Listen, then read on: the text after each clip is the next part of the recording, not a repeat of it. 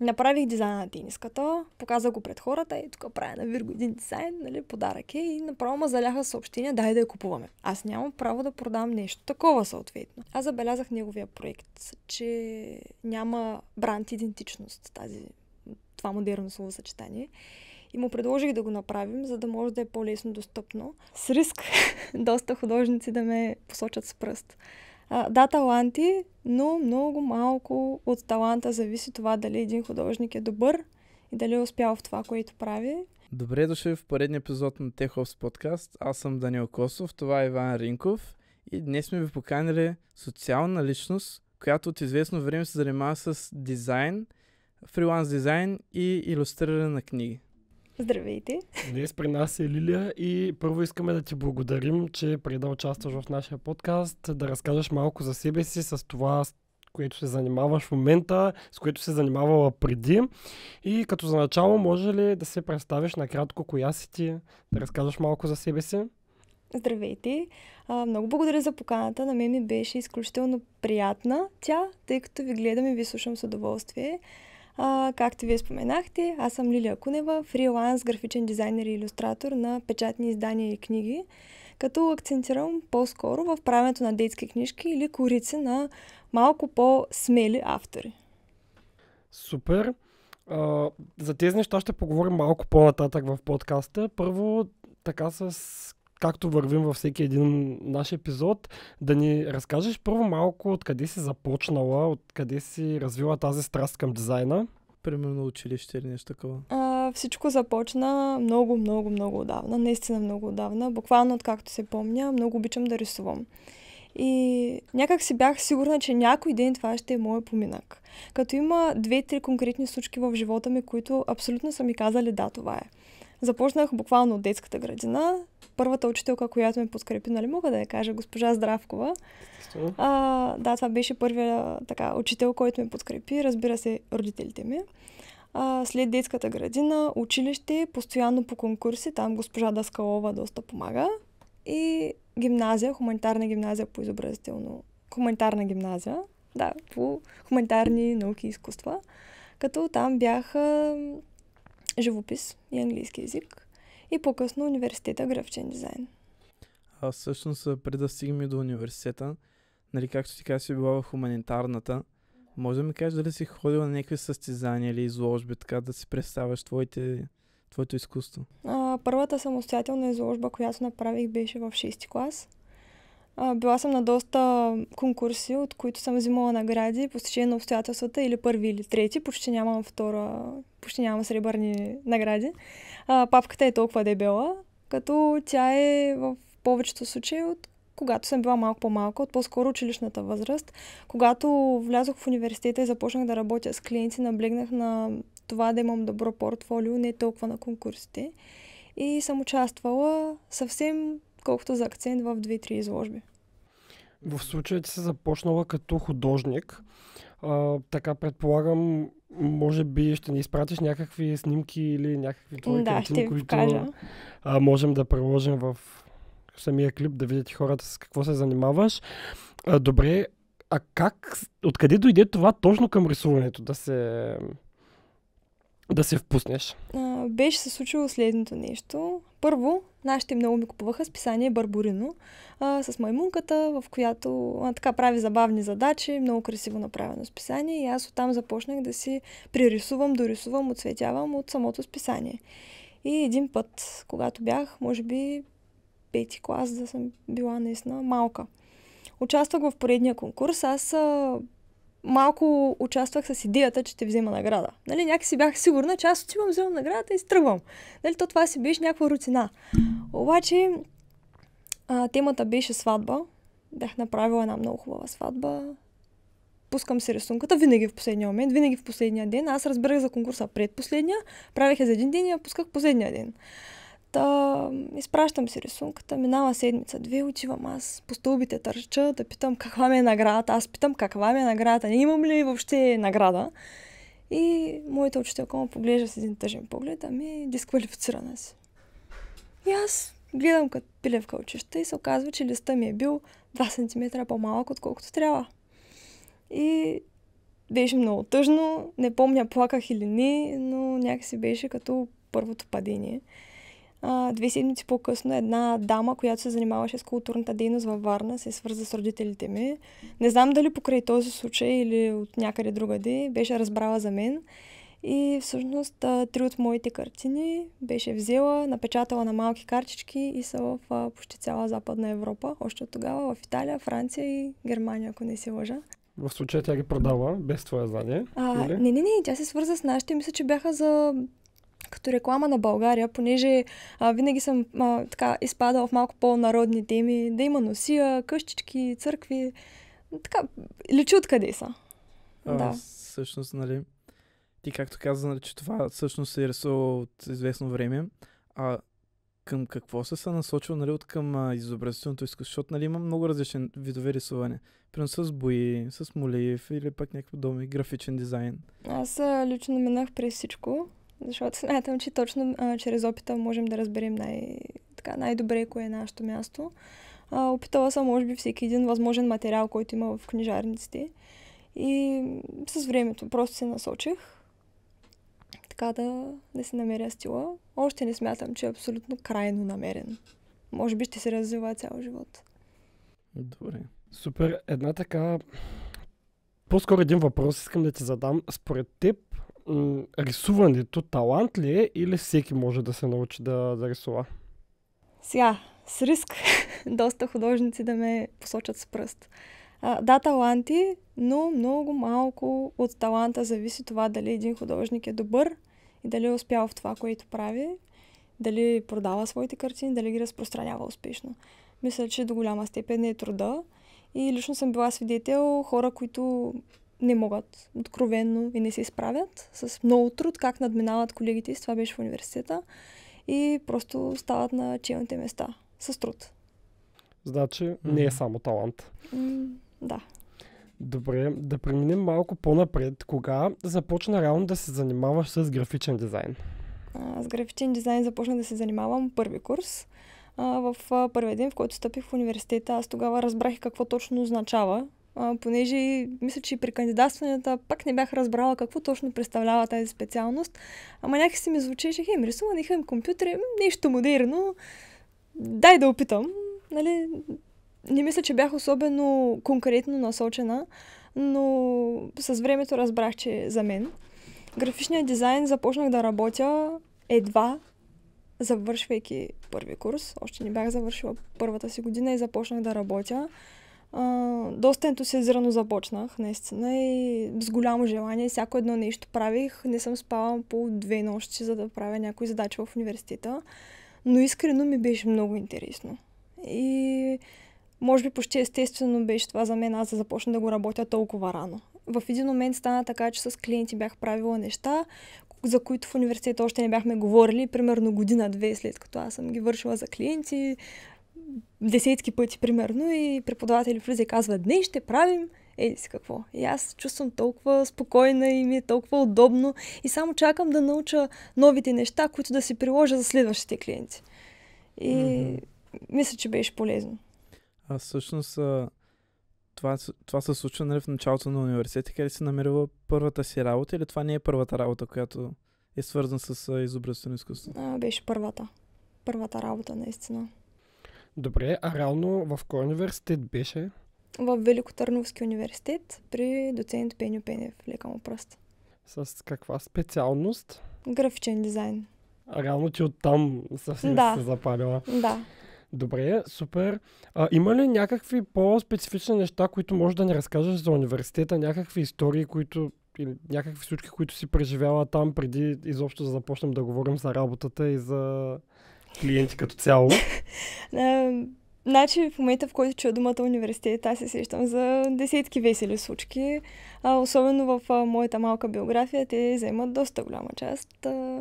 Малко съм майстор на гафа и беше се случило един път. Ще започнат малко по-формалната случка. Имахме изпити. Като нашите изпити до голяма степен са практически. Ние трябва да покажем това, което можем. Тоест, финалните резултати от дадена задача. Да, тогава трябваше едни букви да показваме, някакво лого май бяхме правили, различни работи.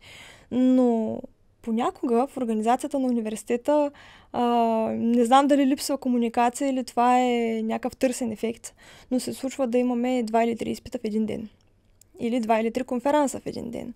Което по принцип не е проблем, но за мен беше, защото това беше първата ми година в университета, първия семестър, в който влязох, 2 дена преди този важен ден, компютъра ми крашна и всичко се изтри. Цялата ми половин-годишна работа просто беше в кофата и най-хубавото е, че в едно общежитие всяка една врата е на различни бъдещи професионалисти. Отсреща живееха момчета-програмисти. Чукнах аз, казах така и така, такъв ми е проблема, с общи усилия, те се мъчиха може би 4-5 часа и успяха да изкарат някакви полущупени файлове от някога, примерно от преди месец, като съм ги работила, но пак е нещо, не е нищо. Хвърлиха ми ги те в една папка, аз се почесах и си викам, добре бе, имам 2 дена, знам как съм ги направила. Няма да спя, ще си ги довърша. Това за мен беше пълен абсурд, аз да кажа на баща ми, провалих се. Никакъв случай. И съответно 2 вечери, 2 нощи, аз не спя, правя се задачите. Минава първия конференс, всичко е наред. Минава втория конференс, всичко е наред. Третото беше следобедно, изпит по английски език. В дупката между втория конференс и изпита имаше 3 часа. Показах се аз нещата, седнах на дивана с едно такова удовлетворение, погледнах колегата си отляво и си викам, стана работата. Толкова, направо се изпълних с блаженство. И както се изпълних с блаженство, затворих си очите и заспах в университета. Без аларма, без хора, без кой да има да ме бутне, защото ние сме в сесия. Кой ще дойде ще бутне? Оставата да си спиш, оправя се. И 15 минути преди изпита по английски, който е в друга сграда, разбира се, аз си отварям едното ученице, поглеждам, виждам някакъв мъж до мен, не, това е колегата, добре, всичко е наред. Изпита, съответно, хващаме се за главите, чантите, през един дъжд, помня, че бягахме, отидохме на изпита и изпита също беше успешно взет, но буквално влязохме в 59-та минута. Внимавайте се с неспането. Също мога да кажа и внимавайте с пътуването, понеже доста студенти, особено в началото, нямат финансовата възможност или, както в моя случай, нямат книжки и пътуват с БДЖ или автобуси. Разбира се, който влезе в университета, има правото на карта към БДЖ, която му дава 50% намаление и той съответно избира влака, защото му е за ефтино и ще има бонус пари за нещо друго. И аз бях един от тях. Решавам да отида до София. Събота и неделя хващам влака и си взимам невероятните 40 лева, защото си мислех, че това е абсолютно достатъчната сума, така да се позабавлявам, да видя 2 галерии, 1 музей, да си купя едно кафенце, да си купя някакви неща и билетите, като си платя, значи то само като се замислям 8 лева е билета в посока. Как сметнах, че 40 лева ще ми стигнат? Обяснение нямам. Става неделя, време е да се прибирам, на другия ден имам лекции, пак споменавам, бях първи курс, за мен закъсняване или пропускане на лекция беше смъртна присъда. Аз до последно държах да ходя и да съм сериозна. Отивам на една спирка и има една будка, на която продават билети. Питам жената, кой автобус мога да хвана, за да стигна най-пряко до ЖП гарата. И тя казва там автобус номер еди си кой. Някакъв автобус, който буквално минава ЖП гара, автогара, която е до него и аерогарата, летището. Тоест всички хора, пътувайки с тази линия, или посрещат, или изпращат някой, връщат за куфари, някаква еуфория такава. Хващам аз автобуса и както пътувам нататък, те имат приложение. Аз по приложението гледам, че ще стигна на време, всичко е наред. Както пътуваме, на шофьора може би му стана лошо, не знам какво точно се случи, обаче на пътен възел просто наби едни спирачки, по средата на пътя, без отбиване вдясно, без... Просто спря. Всички хора, които бяха вътре, съответно майка ти, започва да го нареждат и аз си викам, тук нещо стана. Той даже вратите не отвори. И помня в един момент една жена, която стоеше отпред, се обърна и каза, спокойно хора, ще стигнем. Той завъртя автобуса, спря на една спирка, те слязоха да гонят някакви таксита. Аз съм студент. Аз съм тръгнала с 40 лева. Мен са ми останали 7. Какво такси? Нали, те са за билет за влака. Пътувам аз и автобуса, шофьора всъщност, обърква кой път от пътния възел да хвани и започваме да обикаляме около маршрута, за да стигнем до гарата, което увеличаваше пътя с примерно 20 минути, което вече беше проблем. Звъня аз на ЖП гара и казвам: здравейте, така и така, имам проблем с транспорта, ще стигна буквално в последната минута, като тръгва влака, мога ли да си купя билет отвътре? И жената най-любезно: да, може.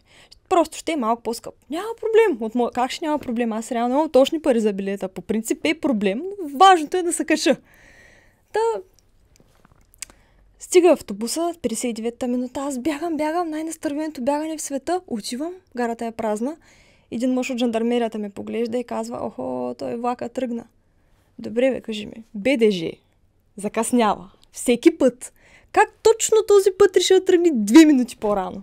Какъв беше шансът да се случи това нещо? Винаги така става, като бързаш по принцип. И тогава кавалера, с когото бях, каза: аз имам една работа и замина. И аз останах сама с никаквите си пари на гарата и не знаех как да се прибера. Тук проблема обаче не свършва. Първо, неделя, изборен ден. Бяха избори. И трябва да се на другия ден на лекция. Питам на касата: кой е следващия влак, който стига до Търново? Няма повече. Чудесно. А кой е следващия влак, който стига в близост до Търново? Еди си кой. Добре. Нали, това беше добра идея. Понеже съм близо. Пак после как ще стигам, пак не е помислено на време. Тя казва: влака Янтра, той я пътува един път в деня и стига то директно от София до Горна Оряховица. Идеално за мене. Варя парите, той билета да се окаже 50 стинки по-скъп. Сега, ако седна да прося, това ще е... Баща ми ще ме изкърци, разбирате ли? Това ще е края за мене. Почвам да ровя и усещам дупка в хастара на палтото си. Викам: супер, дъно е паднало нещо.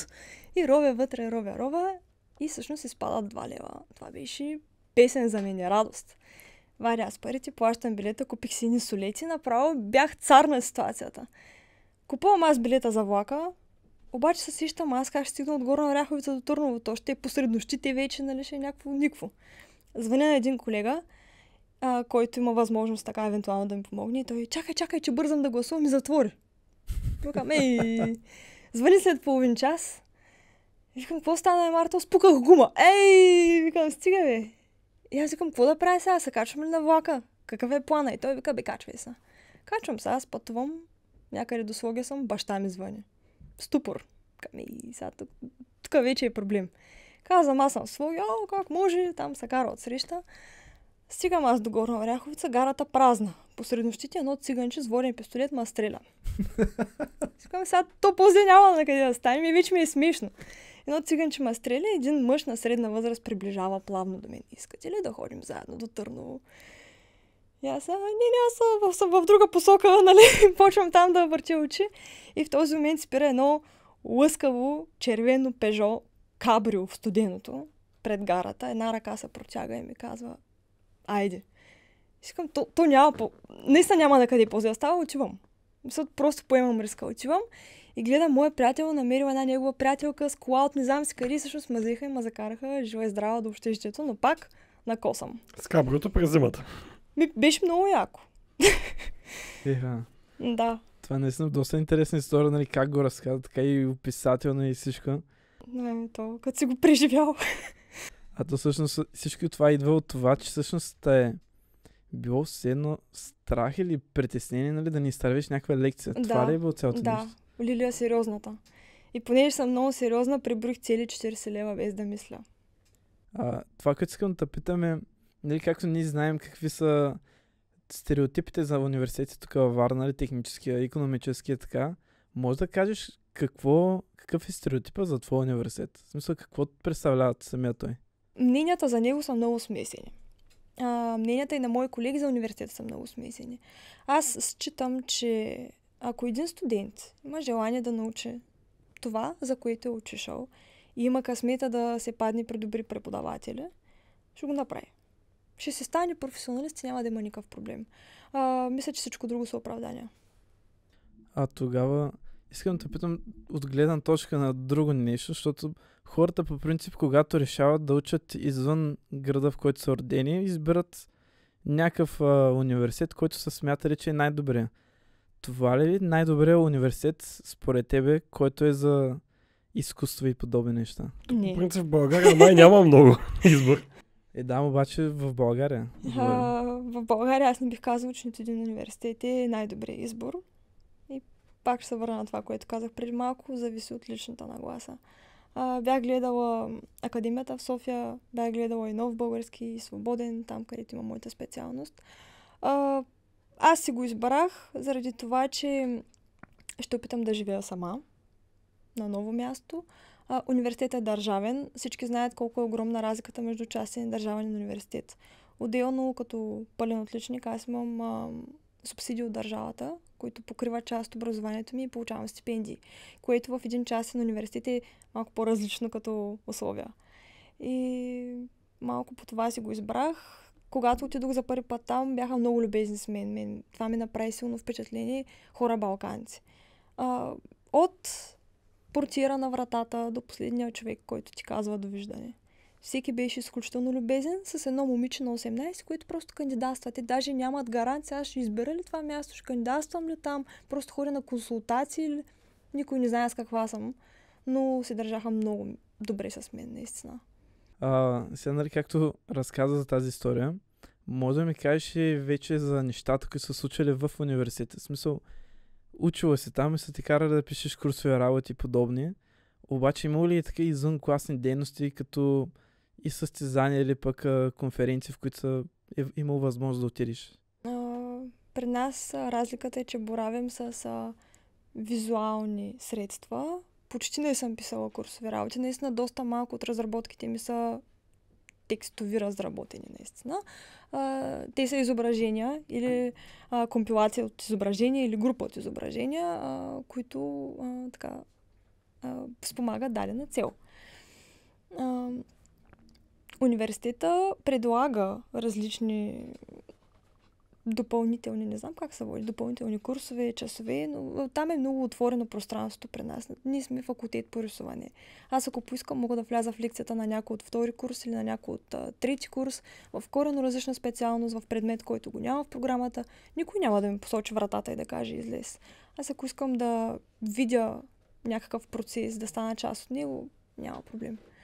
Иначе конференции, в които съм участвала, са били не свързани с университета. Водила съм националната конференция по философия и история, като там бях и участник и имам второ място. Това е едно от малките ми втори места. Да. Супер. Някакви други състезания, за някакви други състезания, в които си участвала, докато си била в университета, можеш ли да ни разкажеш? Била съм по Еразъм няколко пъти, като там работим на проекти. Може би най-голямата ми награда е от трети курс академичната награда наградата на академичен съвет, всъщност, която получих, състезавайки се с, може би, най-добрия график в цялата сграда студент. И винаги съм считала, че е награда много субективна. Няма как да сравним таланта на един живописец с работата на един графичен дизайнер или график, или въобще много е трудно. Наистина, аз дори не знам как точно решават кой да вземе наградата. Пак имаше комични ситуации покрай наградата, понеже някои хора си мислеха и може би продължават да си мислят, че съм мутренска щерка, което не е вярно. Но не знам чия логика ги накара да си мислят, че баща ми плаща те да ми дават награда, която е парична. Аз не виждам логиката, чисто математически не излиза сметката, но няма проблем. Да. Ясно. Някакви други такива по-интересни неща, състезания? Там няма състезания, защото ние сме творци и малко липсва спортния хъс и злоба. По-скоро са проекти и изложби, в които работим съвместно. Някой помага на друг някой. И така, докато направим нещо хубаво, красиво или полезно за обществото, което за мен е една от хаузите ми. Аз направих първия илюстриран календар с български пословици и поговорки 2021 първа или втора. Да преминем малко по-нататък към тази тема. Да се върнем сега към това, което спомена малко по-рано. Първата работа, която се започнала, когато си била още първи курс. Да приключим с университет, искам да питам още две неща. Чисто от към гледна точка на университет, нали, понеже ние с Иван след трети курс имахме задължителен стаж. Когато си в такъв университет за изкуства, как вървят нещата? Има ли задължителен стаж? Нищо задължително няма при творците. Като бях втори или трети курс, да не ви излъжа, сама се явих като стажант в студиото на Стела Трифонова, Доти студио, където изкарах 2-3 месеца, много полезни за мен месеци. Сблъсках се за първи път наистина много рязко с тази професия, защото едно е аз да се намеря двама клиента и да си ги обгрижа с цялото време и внимание, което имам. Друго е на ден телефона да звъни по няколко пъти, да има няколко поръчки от абсолютно различно естество, различни хора, чуждестранни клиенти, не само българи. И аз трябва да реагирам адекватно. Първата седмица плаках наистина, аз не можех да се справя. Даже бях на ръба да се откажа, защото казва някой искам това, друг казва искам онова, пък трети има четвърто мнение и наистина нещата стават много сложни. Но беше една страхотна школовка за мен. И последният ми въпрос, и след това продължаваме с Иване. Завършил си университета с, предполагам, дипломна работа. Да. Където разказва, че файла се изгубил и така нататък. Или това то беше първи курс, да. Добре. Може да ми разкажеш всъщност какво представлява тази дипломна работа? Завърших графичен дизайн 2 пъти. Правила съм 2 дипломни работи за бакалавър и за магистър. Първата е на страхотния човек, който, ако мога, ще спомена, Радослав Парванов, автора на Аз съм българка. Той започна един проект, който се казва Счупената вяра. Наистина доста емоционален проект за хората. Той ходи по гори и по чукари и снима храмове, църкви, параклиси, които са изоставени буквално потънали в забрава места. И извинявам се. И качвайки тези снимки, има огромен отзвук в интернет от хората, в Фейсбук става дума. Аз забелязах неговия проект, че няма бранд идентичност, това модерно словосъчетание. И му предложих да го направим, за да може да е по-лесно достъпно. Истината е, че при първата църква, която е снимал, толкова голям отзвук има от хората, че с помощта на една фондация събират там не знам си колко хиляди лева и в рамките на 2 години я реставрират и тя в момента е отворена за посещения. Което е абсолютно достатъчно да ме вдъхнови аз да работя в тази насока. Да, направих Счупената вяра, ще ви дам снимки да покажете. Едно лого с една разчупена църква, с снимките, с календари, рекламни материали. Имаше благодарствено писмо за хората, които са спонсорирали реставрацията на даден храм. Табла, бях направила уеб дизайн тогава за първи път. Наистина доста интересен проект. Различното, което направих тогава е така да се свържа с Радо и с неговата колежка Светла и снимахме един почти телевизионен репортаж с тяхната техника, разбира се, на конниците в Търново, където разказахме малко повече и мисля, че точно този видеоматериал спечели комисията и завърших с пълно отличие. Реално тези 2 проекта са ти били дипломни работи, освен че реално си ги направила и то не като работа, по-скоро като някаква цел. Дипломните си работи аз подарявам на този, на който съм решила. Защото в случая аз съм харесала него и неговия труд, подарявам своя, за да може той да върви нагоре. От дипломните си работи гледам пари да не взимам. Втората дипломна работа, която направих е за дестинация Дряново. Всъщност аз ви нося едно подаръче, едно магнитче на Лъвчевата къща. Това е къщата без пироните. Има доста интересна информация за нея. Няма да разказвам в ефир, който иска може да прочете. Отзад има QR код на всяко магнитче, като на единия QR код може да прочете малко повече за самата къща, на другия има безплатните стикери на Viber, които съм пуснала за абсолютно всеки потребител. Те са в малко по-забавна насока. Мерси много за подаръка. Изглежда невероятно. И аз ти благодаря. Добре, вече можем ли да преминем към реално темата с първата ти работа, как успя да я намериш и как преминаха нещата с нея? първата си работа намерих буквално, защото ми трябваха пари за нов компютър, понеже стария, както разбрахме, крашна. И то толкова сериозно, че вече така не ставаше много за ползване за дизайн. Отделно, че беше и с недостатъчни характеристики за дизайн, сега аз малко го измъчвах. И имаше и грешка от моя страна, но да, трябваха ми пари. Чудех се как да го направя, защото най-лесно е да кажеш на някого дай ми, но друго е да си го направиш сам. Тогава се опитвах да намеря галерии във Варна, понеже съм учила история на изкуството в гимназия и смятах, че е добра идея да разказвам на туристите за някакви конкретни картини, автори. Звучеше ми една много приятна работа. Това не се получи. Но търсейки галерии, аз намерих Морското казино, на което направих една от рекламните табели отпред. И тя се получи хубава. От днешна гледна точка бих я променила. Смятам, че за толкова години съм задобряла и не бих я направила по този начин, но за тогава е добре. И те са едни от първите ми по-сериозни клиенти. Преди това съм имала така по-еднократни поръчки, хора с по 2-3 неща, които съм правила, но наистина те бяха първият ми по-сериозен клиент, който се довери за по-дълго време. А реално ти как намираш своите клиенти в случая през някакви платформи, свързваш се директно с хората или някакъв друг вариант? В началото си мислех, че има нужда да качвам някакви невероятни портфолиа, да имам сайт и така нататък, но не. Истината е, че това, което правя, качвам в социалните мрежи. Аз използвам Инстаграм и Фейсбук. От съвсем скоро ме принудиха и ТикТок. Качвам там нещата си и хората, които трябва да ги видят, вярвам, че ги виждат, защото абсолютно от уста на уста или случайно намерили мен и изкуството ми се обаждат и си поръчват така от моя труд. Наистина, мисля, че от уста на уста е най-доброто. В началото съм имала един, след това 2-3 сериозни клиента. След време те са казали на други хора и в момента аз нямам нужда от абсолютно никаква реклама.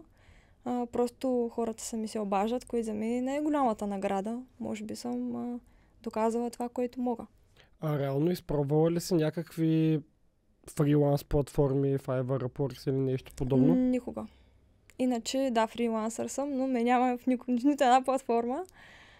Питам, понеже спомена, че се работила и с чужденци, заради това... Да, тогава бях стажант и тези клиенти бяха уреждани от самото студио. Може би част от клиентите са дошли и от там. Не мога да бъда сигурна. Но да, мисля, че от уста на уста е моя случай. Добре. Някакви въпроси ли да продължа? Аз ще да питам за работата. Конкретно, нали, както спомена, че ти си започна да ги правиш тези неща, сама си ги търсила, те си идвали и ти си им правила неща. Обаче искам да питам друго нещо. От това, кандидатствала ли си за работа в фирма? Да бъде дизайнер във фирма? Никога. Нито веднъж. А имала ли си желание да се допреш до тази среда? Абсолютно никога. И съм категорична в това нещо. Когато бях ученичка, си мислех, че е мечта да отидеш 9, в 5 да си тръгнеш и да не мислиш за това, което правиш. Сега обаче смятам, че работата ми е хубава и защо да не мисля за нея? По-добре е да работя във времето, в което имам възможността да се отдам изцяло. Може днеска да е 4 часа, утре може да е 14 часа, но да стане качествено, а не някой да стои и да ми заключи офиса тогава, когато той реши. Така и да ти казва точно как да направиш дадено нещо. Да, по принцип за проектите, които са малко по-сложни или са предназначени за доста по-широка аудитория, търся колеги, които да ми дадат такъв, защото и вие знаете, в момент, в който ти постоянно гледаш една и съща работа и я гледаш часове и дни и седмици наред, привикваш с грешките.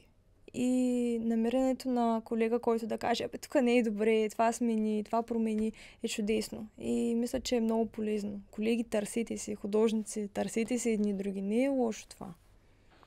Супер. Как могат да се свържат двама човека, които са така в една среда в твоята сфера? За мен най-лесно е, аз си ги познавам от университета или от изложби, на които съм се запознала. Доверявам се на няколко, които знам, че са добри.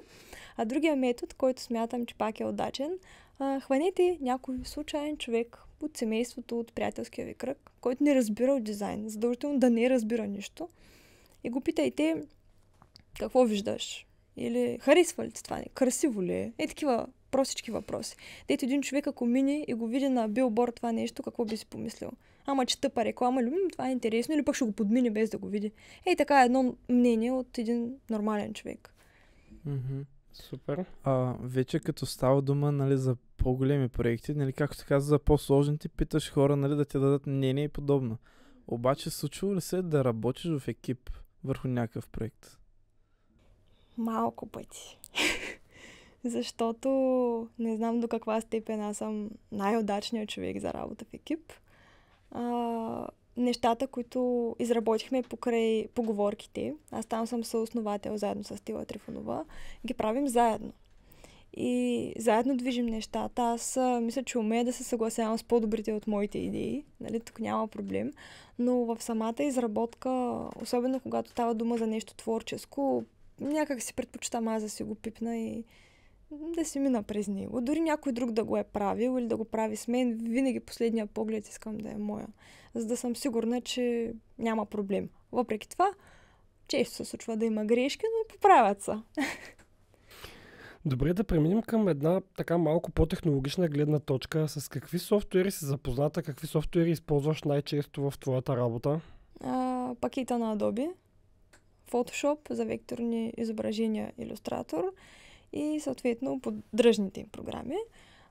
Като за всички, които не искат да плащат Photoshop или компютъра им не е толкова силен за Photoshop, могат да си изтеглят Крита. Тя е направена от художници за художници, абсолютно безплатна, доста лесна за употреба, пак стават много хубави работи. Ще ви пратя снимки, какво съм правила на Крита. Той има 20 четки вътре и са абсолютно достатъчни да се направи каквото трябва. А какво можеш да споменеш за Canva? Използвала ли си я? Много малко не ми харесва. Понеже напоследък така този софтуер доста бута напред и доста хора почват да го използват все по-често и по-често. Забелязвам, но аз може би не съм достатъчно заинтересована от него. Наистина го ползвах 2 пъти в живота си, то защото ми се наложи. Иначе не. Акцентирам си върху познанията в Adobe и там как мога да се развихря. Аз често съчетавам аналогова работа с дигитални изображения. Може би почти всичките ми дизайнерски продукти не са изцяло дигитални. До голяма степен са на хартия, направени, начертани текстури, които съм си правила сама, снимки, които съм си правила сама, тяхната преработка и така нататък. Добре, от гледна точка на друго, нали, минахме през това как се е развил как да го кажа, усета за рисуване или пък по-скоро стила на рисуване. В момента върху какво се фокусира главно да рисуваш? Мисля, лога или пък някакъв вид пейзаж или пък е съвсем различно нещо? Когато рисувам, в повечето случаи илюстрирайки детски книги или корици на книги. Като пак казвам, кориците на книгите са за малко по-артистичните и смели автори, защото някак си не ми харесват тези простите подредби на текстче, някаква картинчица. Нали, предпочитам да е нещо по-интересно. И стремя се да бъдат хубави. Аз самата не мога да кажа, че разбирам изцяло от това. Доста има какво да уча. Определено има доста какво да уча. Това, че в университета или на някакви конкурси съм била наградена, да, това означава, че там в този период съм се справила добре, но спрямо тези хора. Аз спрямо пазара на всички дизайнери и илюстратори съм не знам къде, на 20%. Има още много. И в рисуването аз съм ви донесла, мога да ви покажа всъщност една книжка. Всъщност това е от Свети си поговорка. Накъде да гледам. Която съм нарисувала половината в скетчбука, а цветовете са положени в Photoshop. И за мен така е най-удобно, като вътре аз съм ги предоставила черно-бели, да могат децата да си ги отцветят. И даже се впускам от време на време за надписите отзади да си направя кратко съчинение или така нещо лирично, което да е забавно. Винаги гледам да изпадам в по-весела насока. Супер! Как дойде идеята за този продукт, така да го нарека? Календара, който споменах по-рано, поговорки в месец. Направихме го буквално на шега. Аз нарисувах 12 поговорки, сложихме датите отдолу и той се разпродаде. Първият тираж беше просто фил за една седмица. Следващата година направихме втори тираж. с други поговорки, по-хубаво илюстрирани. Аз вече знаех така как да се постарая, за да стане по-добре, защото вече извън, нали, когато излезе от печат един продукт, виждам къде може да се подобри. Тогава самия календар беше с 12 нови поговорки. Направихме тираж от там, не помня колко бройки, който се изкупи веднага и ние събрахме смелост и изкарахме втори тираж в същата година, който не се изкупи до край. Може би бяхме твърде смели, но все пак видяхме, че има интерес. И на третата година, понеже направата на един календар е много скъп, цената, на която ние го предлагахме, не беше така, може би достатъчно висока. За хората изглежда, но тя покриваше нашите разходи. Ние го правихме за пиар. Аз не съм спечелила пари от това нещо. Хубаво един художник, ако рисува 2 месеца за даден проект, да има и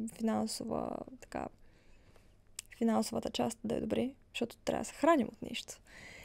И решихме да направим книжката, която първо като изработка е доста по-бърза, по-евтина от страна на печатницата и крайната цена за клиента също е доста по-ниска. Просто е много по-достъпна и ние си позволихме да пуснем доста по-голям тираж. Разни училища и детски градини си имат от нашите книжки, децата оцветяват, пращат как са ги отцветили. Ако не сте виждали оранжево, розово, зелени носи, има. Много са хубави всъщност. Добре, как могат реално хората да намерят този продукт, как могат да се свържат с теб? В Инстаграм съм прикачила линкове в биографията към страницата на поговорки в месеци, където има закачен сайта, може и налично, който иска да пише. За другите неща, общо взето налично. Както казах, аз съм човек от уста на уста. Добре, ние ще оставим освен линк за Инстаграма ти, също може, ако желаеш, естествено сайта, от който могат да се направят поръчка хората, ако желаят. Да. Добре, реално спомена, че по този проект не си работила сама. Как беше самата работа по него, когато вече за първи път работиш в екип? Доста леко, защото, както споменах и името по-рано, Стела Трифонова, аз бях нейна стажантка по-рано. И я познавам и като човек, понеже тя беше докторантка, когато аз бях първи курс. Имам поглед и когато учеше и когато започна да работи по-сериозно. Някак си познавам нейния тертип горе-долу. И мога да се ориентирам какво би свършило работа, доколкото това е възможно. Имам късмета тя да е много готина и да не ме тормози. Аз съм нямала проблеми в тази си работа в екип. Но просто за мен е малко предизвикателство. Аз искам да задам допълнителен въпрос. Както говорихме, че си правила и календар. Сега стана дума и за тези книги. Как се стигна до идеята да се избере точно конкретно такова нещо, а не съвсем различно? Минахме през всякакви неща, добре познатите мокъпи, на които така си насложих на чаши, на гривни, на всякакви работи, за да видя къде ми харесва най-много. Помислих и чисто финансово и като време, как би могъл да се направи печата и така. Не съм си вадила мостра от всяко нещо сега. Има мокъпи за тая работа. Добре, аз виждам, че така доста предприемачески се насочваш изцяло към продуктите, които правиш. Имаш ли някакви други идеи, разработки, които си създала вече като реален продукт? Има доста неща. Част от тях няма как да споделям така обществено, защото още не са пуснати за пред всички. Но за клиенти главно правя лога, което е много полезно. Аз си мислех, че хляба е нещо, което се купува всеки ден. Да, ама и логото се купува всеки ден, колкото и странно да звучи. Фирмите си правят редизайн на логата в някои случаи. Има други, които искат абсолютно изцяло обновление. Има фирми, които са пък чисто нови. Им трябва нещо чисто ново, което го няма на пазара. И всъщност има доста работа за хора, които правят хубави лога. Всъщност, както каза за логата, пробвал ли си да правиш някакъв вид продукти, които да ги продаваш? Онлайн, примерно, някакси, а не да са специално за клиент? Да. Това, което е най-скорошният ни продукт, аз ще подаря на един от вас, кой носеше с размер. Бялата тениска, парика вестница, понеже много пари имаме. Да са подиграем с това нещо. Може да отвориш да я покажеш на хората. Да. Това е черната версия. Отпред пише просто пари на шлокавица. А отзад имаме пари като вестници, като в случая аз съм сложила една медузка, защото пари. Да има лека заигравка. Беше почти на шега направено проект от по-миналата седмица, защото брата на моя приятел имаше рожден ден. Искахме да му направим изненада, а моя брат каза, дай да го пуснем за хората. Моята идея беше да направим единствено и само 6 или 7 бройки, не помня колко бях обявила. Това да е супер лимитирана серия. Ти си един от 6 или 7, които имат тази тениска. Защото ходих из центъра, ходих из Морската, слязох на кафе, отидох на нощно заведение. Те хората са еднакво облечени, то не е ли скучно, да знам. Ако само 7 души го имат това и те са в различни краища на България, какъв е шанса да отидеш някъде да си същия? Почти няма шанс. Не знам това какво ще от 7 души, 2 да са от Варна и да се срещнат на едно и също място. И затова реших да си ги правя много качествени, наистина качествен печат върху качествен памук. Цената също е една идея по-висока, но пък много малко души го имат. И това му е чара, че да сме различни. Хем еднакви, хем различни. Супер, доколкото знам, целият този процес по разработката на един такъв продукт го изкарваше в социалните мрежи, как се създава от начало до край. Да. Нали така? Малко да ни обясниш за социалните мрежи и това как всъщност развиваш тях. Много непрофесионално, защото аз не разбирам от инфлуенсърска работа. Специално за тениските показах пред аудиторията си първо как направих подарък на СКГ, на Вирго. Защото те имаха 7 години рожден ден, аз бях на тяхното участие, там където видях много еднакво облечени хора всъщност. И някак си вдъхновяващи са те и тяхното присъствие на сцената. Особено Вирго с Мишел, когато излязоха, наистина химията беше много голяма и си викам, тия хора трябва да бъдат наградени по някакъв начин. И без значение дали ще го ползват това нещо някога. Ето както фейн-арт. Направих дизайна на тениската, показах го пред хората и тук правя на Вирго един дизайн, нали, подарък е и направо ме заляха съобщения, дай да я купуваме. Аз нямам право да продам нещо такова съответно. И на всеки по-отделно обяснявам, няма как да стане, не е налично и така нататък. Затова и направихме този дизайн, който също е изкупен. Това е буквално последната бройка. Това ми е мострата, която ще си остане първата тениска за нас, за фирмата. И сега разработвам 2 нови дизайна, като единия може би ще оставя в тайна, макар че то ще излезе след време, пък другия ще е на малко по-японска тематика. Като цяло този клип ще бъде качен доста по-напред във времето, да. Така че може да споделяш. Нека първо го направя, сега да не си урочасам работата. Добре. Така е най-добре. Да.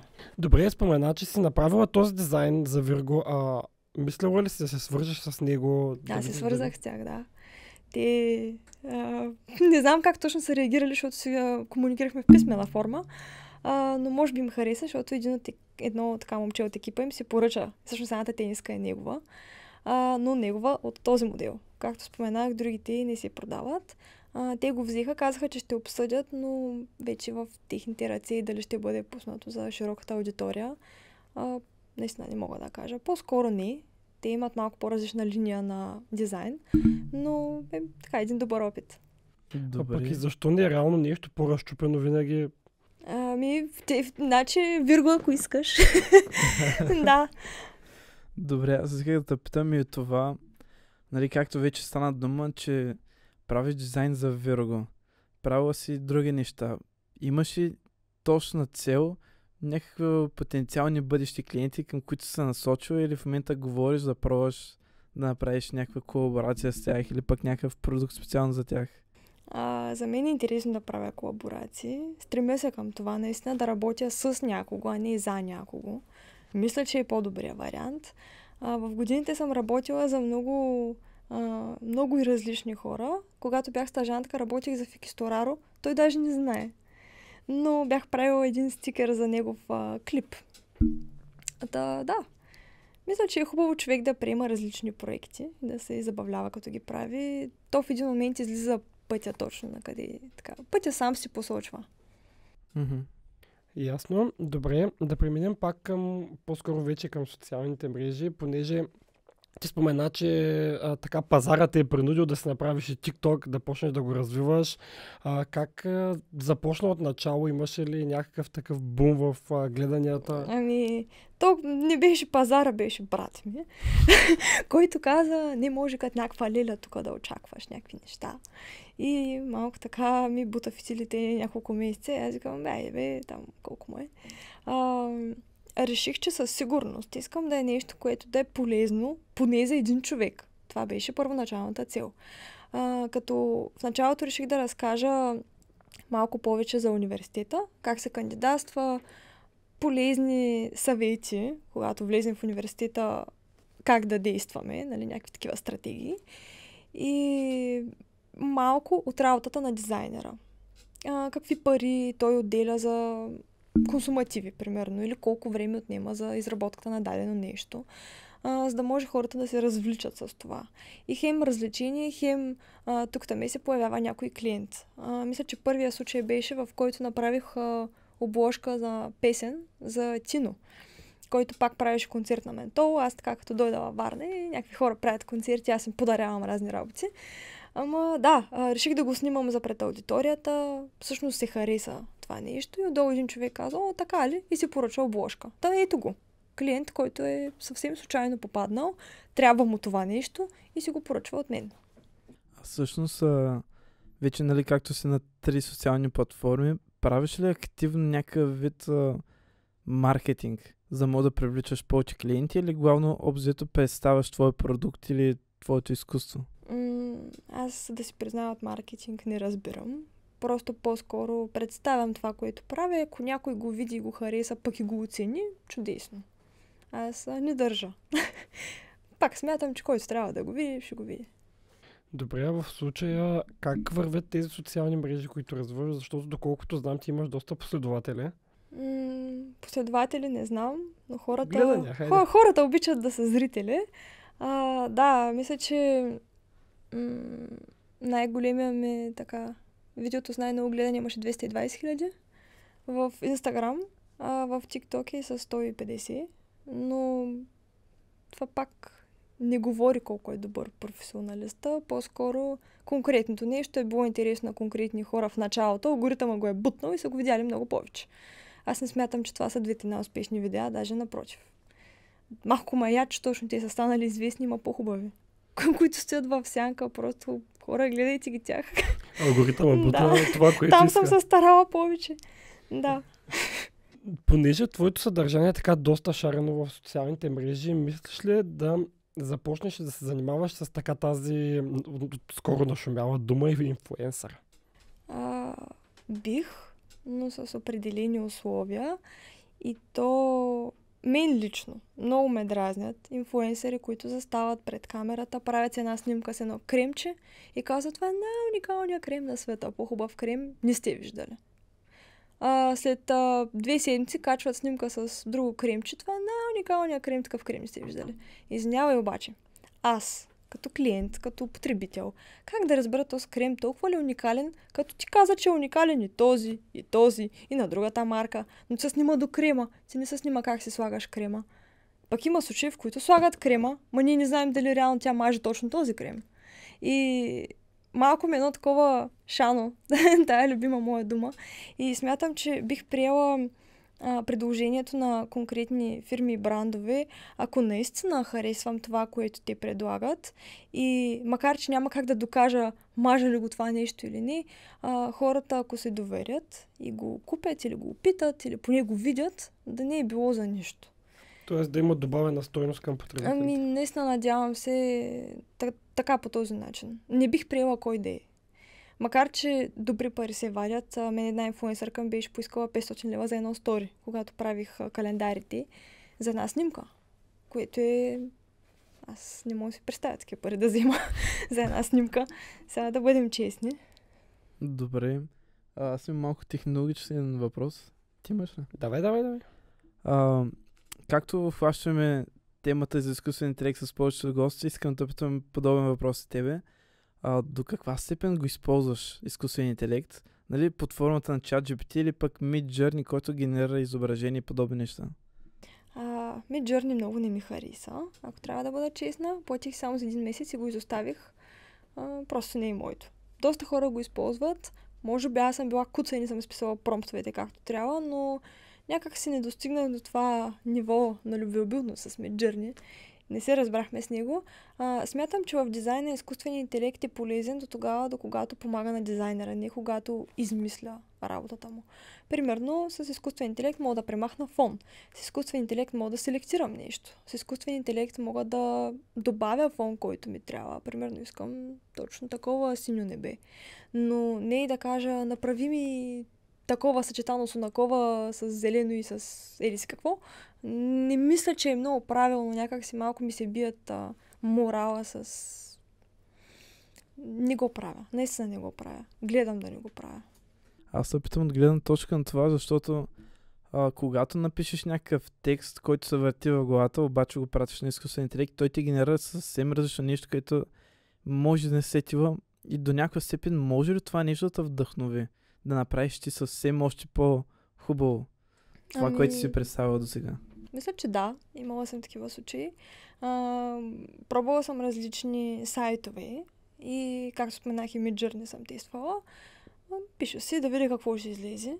Но общо взето, правейки дизайн, гледам да съм го обмислила предварително. В малко случаи се оставям на това да го доизмисля в процес и го правя само единствено за конкретна част от нещото. Примерно, аз съм измислила картинката, дървото, с къщичката, с човечето и се чудя сега в студената гама ли да бъде или в синята. Ще се направя 2-3 картинки и ще кажа, в синята ми харесва повече и ще го цветя в синьо. Но няма да го накарам то да ми измисли всичко. Ясно. А използваш ли изкуствен интелект под някакъв друг вид в случая, не за самия дизайн, а ChatGPT в някаква форма? Да, питах ChatGPT въпрос, на който не успя да ми отговори. Какъв беше той? Не мисля, че е добре да се коментира пред камера. Ама да, реших да го тествам. И той казвам, нямам достатъчно информация, съжалявам. Много тъпо. Има достъпни jailbreak-ове. Да, надявах се да знае, ама... Знае. Просто не казва. Да. Така, добре. Някакви други въпроси относно това имаш ли? Ще финализираме ли епизод или? Първо да попитаме, ти имаш ли нещо, което може да добавиш, нещо, което сме изпуснали? Аз мисля, че бяхте изчерпателни. То винаги може да си приказваме, ама... Добре, в такъв случай.